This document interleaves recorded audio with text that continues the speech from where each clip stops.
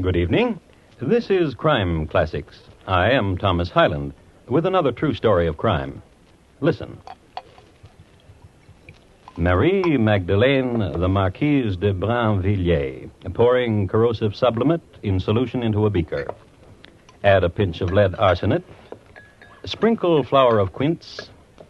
Heaping teaspoonful of calcium vitriol. Swish it around to make everything go into solution. And since pigeon pie, unpoisoned that is, was her daddy's favorite dish, especially the way she made it, just like Mom, pour all the solution onto a pigeon pie. Papa, here's your pigeon pie. See how lovely it looks. Tonight, my report to you on the lethal habit of the Marquise de Brinvilliers. Crime Classics, a series of true crime stories taken from the records and newspapers of every land, from every time. Your host each week, Mr. Thomas Hyland, connoisseur of crime, student of violence, and teller of murders. Now, once again, Mr. Thomas Hyland.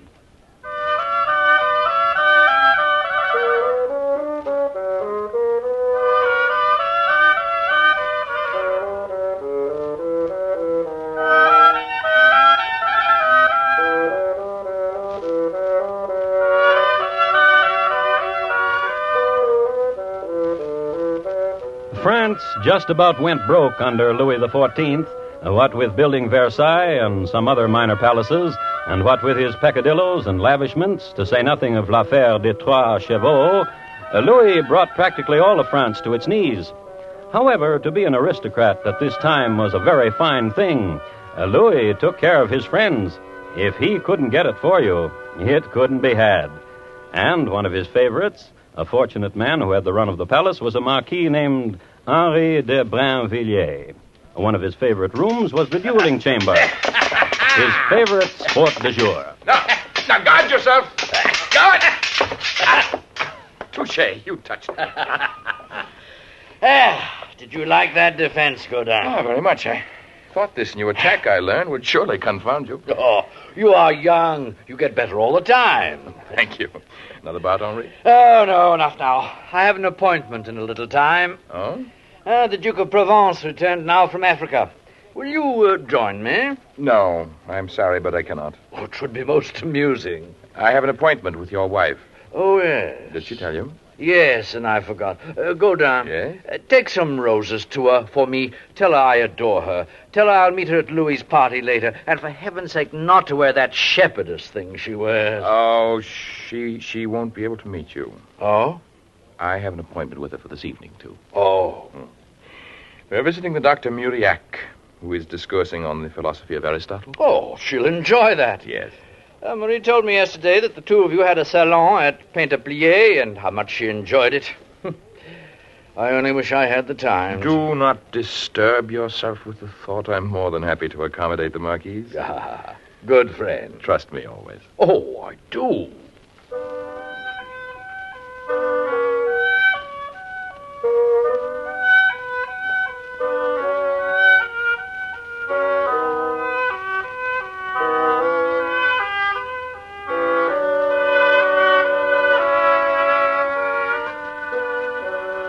Maddie, Yes, beloved. Yes, my cavalier. Yes, my lord.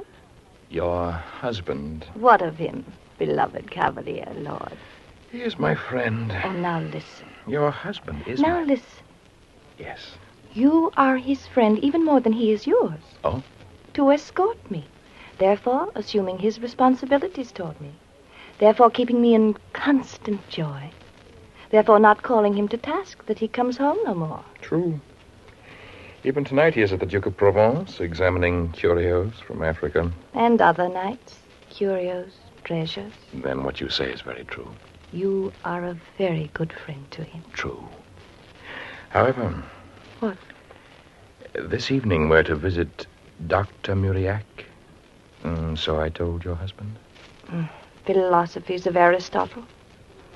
Together we could learn a truth that Aristotle never dreamed of. Oh, cavalier. Oh, beloved. Oh, yes, yes. Mm-hmm. Marie! Papa! Arrest that man. Your day has come, Gonin Saint Croix. As magistrate of Paris, I order these men to take you to the Bastille. Papa! But, sir, Your Honor, your daughter and I were just making ready to go to elect. Take him out. Dr. Muriac and Aristotle. Marie, wait for me. Oh! That will rid you of him, Marie. Remember, you are a Marquise. You are a wife. And as long as I am your father, your marriage will be an honorable one. Papa! Papa!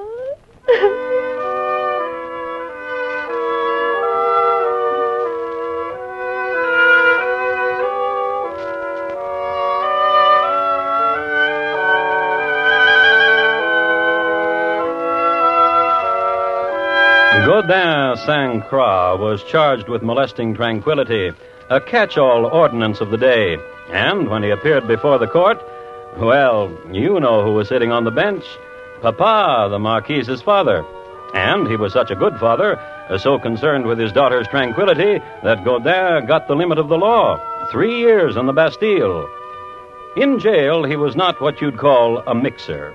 He read a lot, and mostly used to sit on the stone floor at the feet of one Exili Fortunato. Exili was a lifer, having practically wiped out a small village in the south of France by poison, an experimenter, alchemist and scientist that he was. Elixir of tawny berry, which berries gathered neath the quarter moon will produce a withering of the chest cavity. Death in 3 days. I remember that one. Acid of sulfur, stirred into a broth of infernal stones and ladled gently into the ear. But this must be done when the subject sleeps. True. One that causes a quick and classic pain. And is quick and leaves no trace, actually. Lead arsenate, tripled distilled. Desiccate the flower of quince and sprinkle it. Then calcined vitriol. And you are king of the world.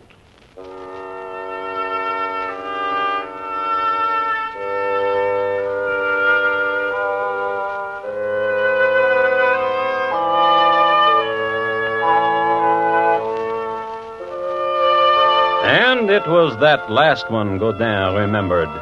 All in all, it was not a bad 3 years. When Gaudin left the Bastille, he knew more about poisons than any man in France. It was a spring day when he was released, and Marie had waited.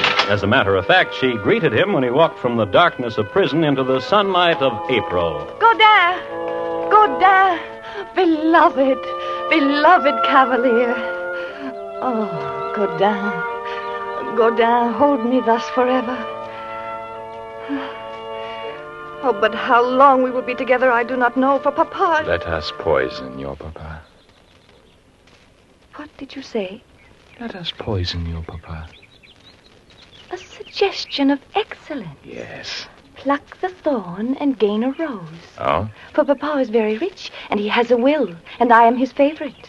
Killing 2 unicorns with 1 dart. Yes. Gaudin? Yes. The poison. Hush. Hush.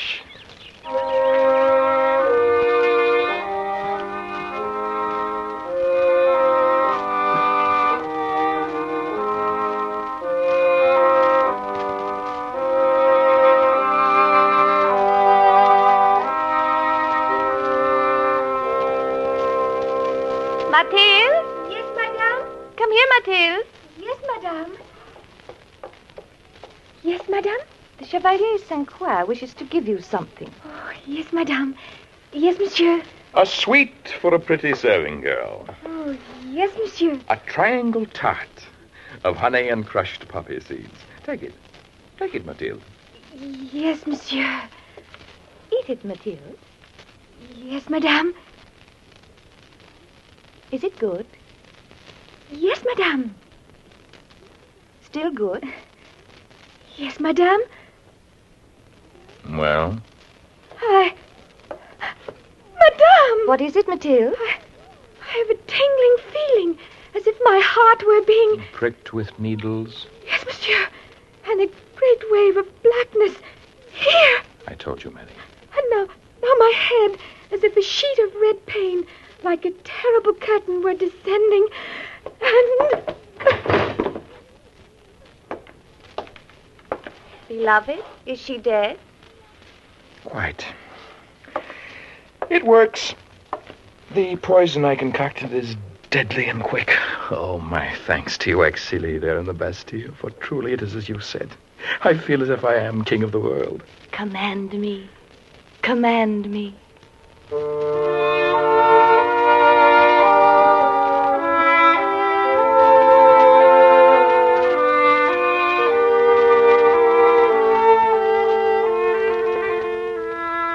Scientific approach, the formula, the experiment, the proof. Marie de Brinvilliers gave the body of her serving girl to the surgeons, for which she was profusely thanked. And a week later, Gaudin, having taught Marie everything he knew, you remember, she poured the corrosive sublimate into a beaker. Now add a pinch of lead arsenate. Sprinkle the flower of quince, heaping teaspoonful of calcined vitriol. Swish it around, then pour it all onto a pigeon pie.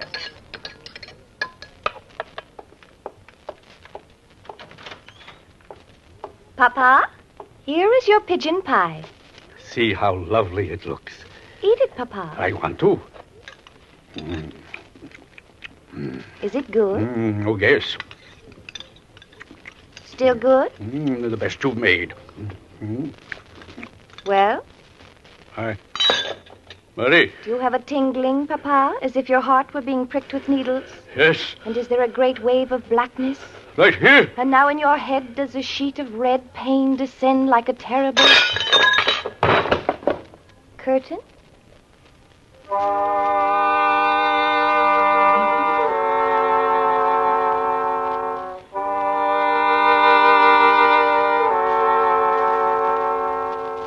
Marie then did this.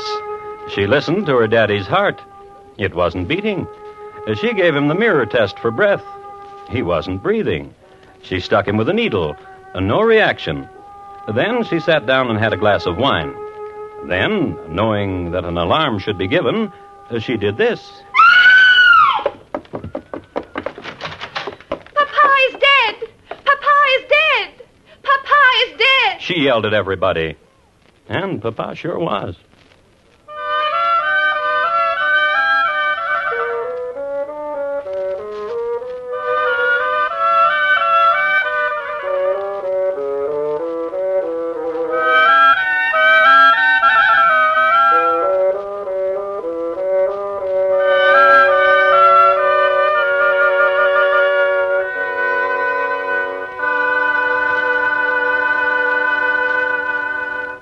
You are listening to Crime Classics and your host, Thomas Hyland. Another big weekend coming up. The lure of an extra day off is sure to bring out a flood tide of weekend drivers. A word of reminder to drivers and pedestrians alike, it's the peak traffic loads that cause most accidents. If you're going somewhere, leave early and take your time. Don't permit yourself to drive under rush conditions. Drive carefully holidays, all the days. Drive to survive. Now, once again, Thomas Hyland in the second act of Crime Classics, and his report to you on the lethal habit of the Marquise de Brinvilliers.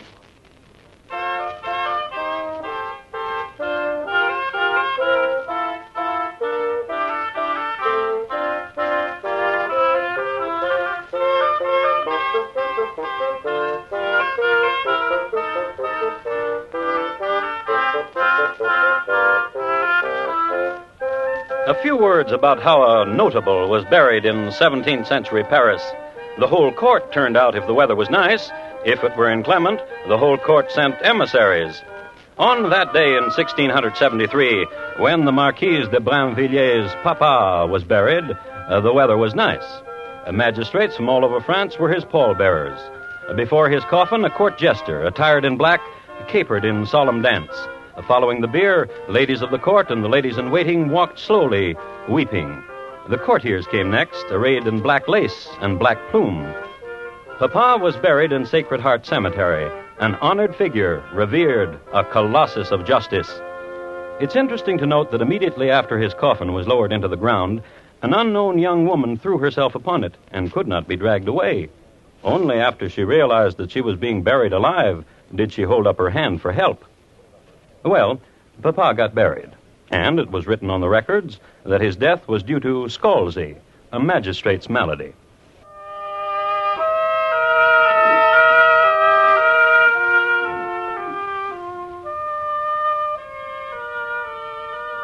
Doddering fool, the doctor. But a benefactor, love. Oh, smile, love. Lift your face to mine. Let me place a smile upon it. Come. No, I am not to be touched in this black mood. What can trouble you now that your papa is dead? What can... We've been tricked. How? Immediately he was dead, his man of law was summoned, and I had him read Papa's will. And? Papa left all his money to my brothers, to Jean and to Francois. To you? Nothing. Merely this, a scrap of paper. Read it. Woman who is untrue to her husband is untrue to herself. A woman who is untrue to herself will be untrue to her lover. A woman who is untrue to her lover is below the beast to be scorned. What does he mean, untrue to your lover? He was mad. I was in prison 3 years. My father was mad. Yes. Mary? Yes? What of your husband does he know of the will? He is in Italy. Etruscan curios. And do what I ask. Raise your face to mine. No. My love. No. I've no heart for it. That wealth to Jean and Francois. That wealth to a pair of unbright youths. A pair of loons and dullards who look upon jewels as baubles. Who look upon gold as something to exclaim over because it shines. Who look upon... Let us poison Jean-Francois. What? Let us poison Jean-Francois. A suggestion of excellence. Now lift your face to me. Yes.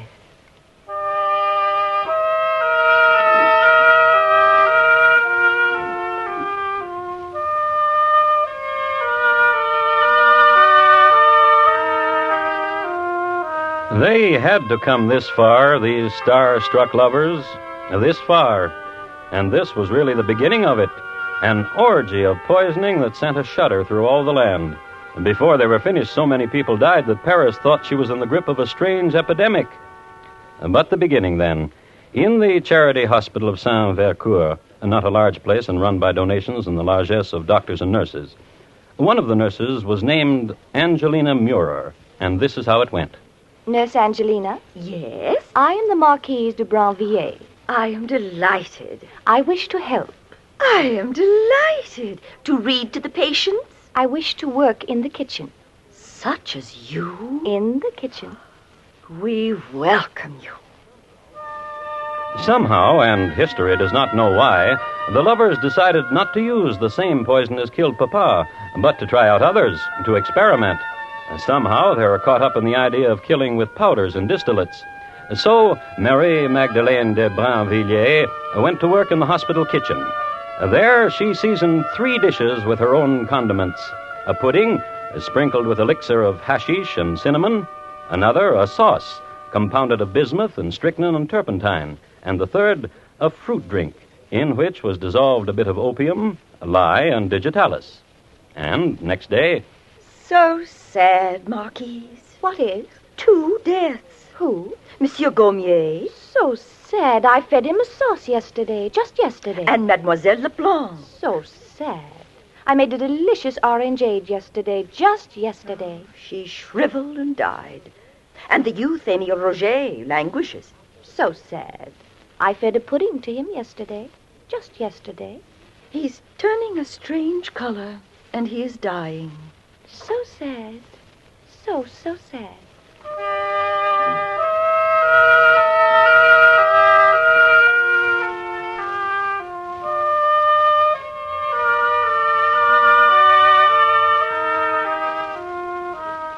Opium, lye, and digitalis. In prison, actually said it was one of the most efficient. Oh, and he is right. A person shrivels and dies. And then, your brothers. Now. What now? Oh, so anxious you were. Oh, there's a fascination in this, Godin. A thing you said. King of the world. King of the world. And now I know it. Yes. And now my brother Jean is in his bedroom. Take this melon to him. It's seasoned well. And you? I'll take this other melon to my brother Francois. Come. And when this day is over, the wealth of Papa will be ours. Jean's room is right there. And when it is over... I'll fly to you. And for now, farewell. Come in. Ah, Godin. How pleasant to see you. And what have you there? A melon. Oh, I'll wager my sister sent it to me knowing how I love melon. Succulent. Sweet. Such a delicate flavor that fairly melts in the...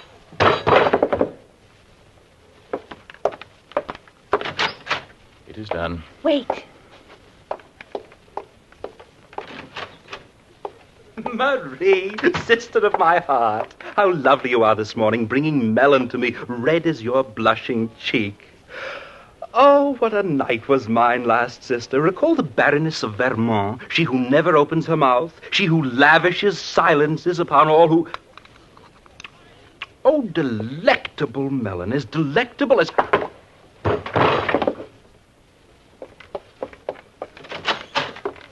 Godin, Godin, beloved. You, the king of the world, and I, the queen. Beloved, beloved.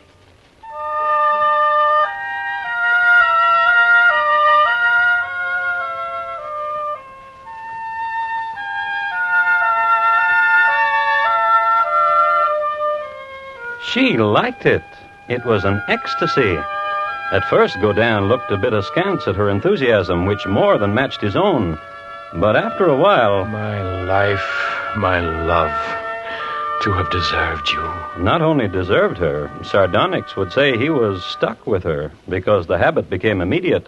All she had to do was not like somebody, and that was the end of somebody.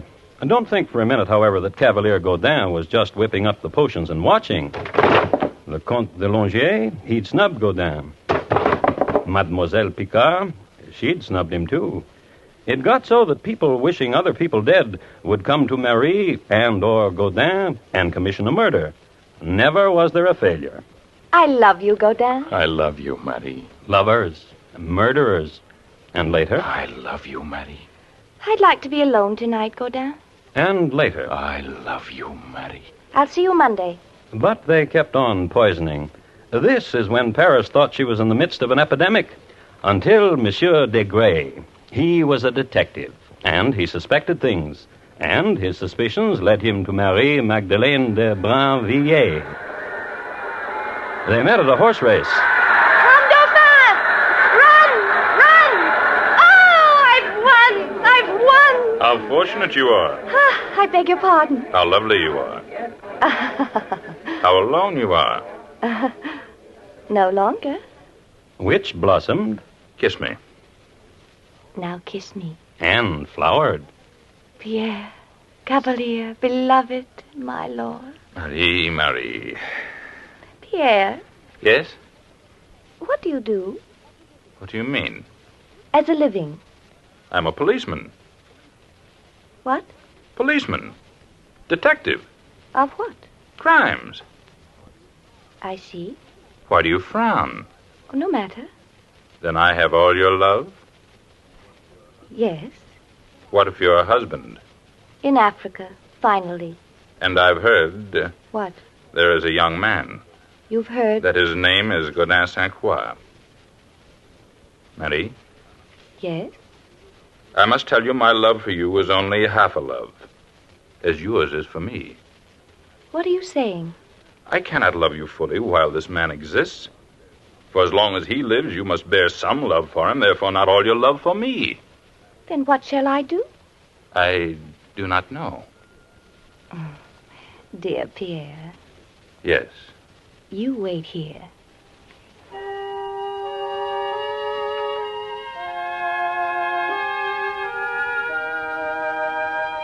Godin, Godin, beloved, how I've neglected you, and how I've missed you, and how burns my love for you.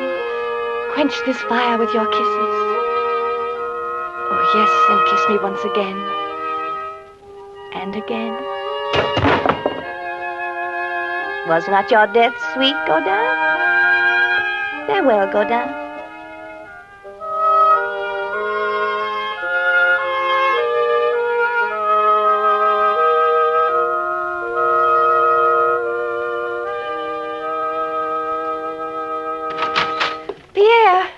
beloved. Oh, no, don't kiss me. Wait. For what? For there still may be poison on my lips. What? I gave Godin a sweet death. He kissed me 3 times and died. What? Listen, how clever. I daubed my lips with the sealing oil, and upon this I placed a poison, so that myself I could not absorb the poison. But whoever kissed me... Died. Yes. And now Godin is dead. Yes. And you killed him. Yes, oh yes, for you, beloved. Killed him for you. You were under arrest. What? Murderous. Pierre. Vile. Oh, Evil. oh, my love I gave to you. Horror. You tricked me. Tricked me. Beast. Beast.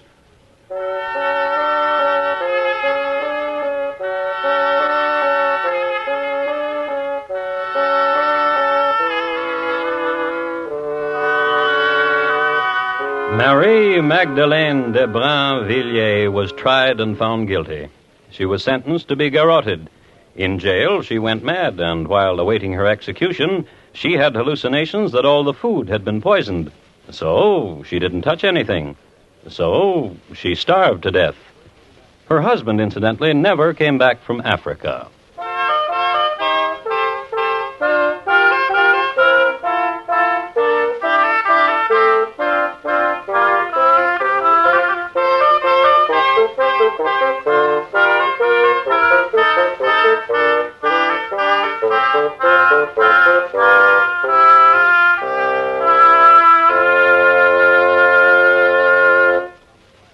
In just a moment, Thomas Hyland will tell you about next week's crime classic.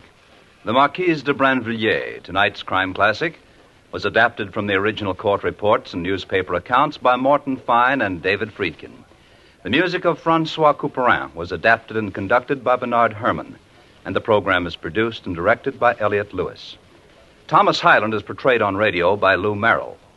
In tonight's story, Mary Jane Croft was heard as Marie and Lamont Johnson as Godin. Featured in the cast were Herb Butterfield, Joseph Kearns, Trude Marson, Irene Tedrow, Shep Menken, and Barney Phillips. Bob Lamont speaking. And here again is Thomas Hyland. Next week, Northampton, Massachusetts, in the year 1815. It was usual then to get yourself executed in front of a good-sized audience. And for a murderer with stage fright, that was tough. Which is why next week's report is listed in my files as Mr. Jonathan Jewett, how most peculiarly he cheated the hangman. You've had your crime classics for this week, but still ahead tomorrow night on most of these CBS radio stations are a group of classics and comedy. Thursday nights, When You Meet Millie, starring Elena Verdugo, well-intentioned Millie Bronson and her mama try to help a neighbor in distress and get taken to the cleaners. Also tomorrow night, don't forget to Meet Mr. McNutley, starring Ray Milland. Classics and comedy, Thursday night at the Star's address.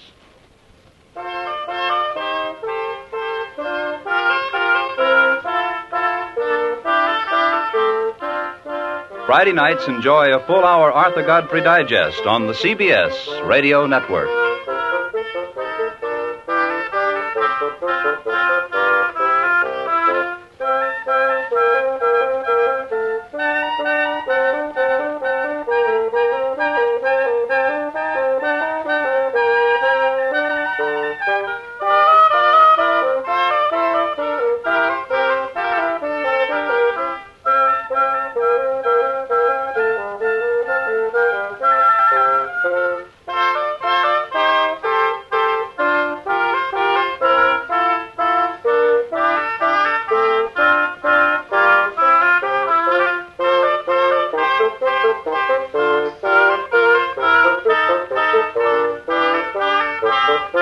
Thank you.